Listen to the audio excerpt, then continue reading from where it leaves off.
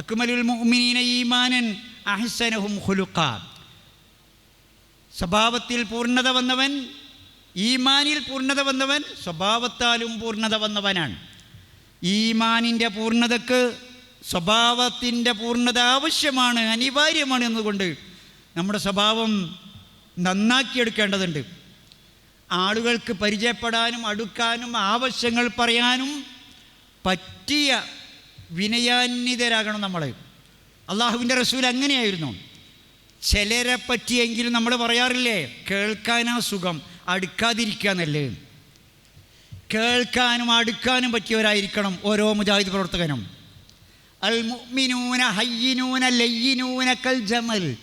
സത്യവിശ്വാസികൾ മൃദുല സൗമ്യ സ്വഭാവക്കാരാണ്. കൽ ജമൽ, ഒട്ടകത്തെ പോലെ.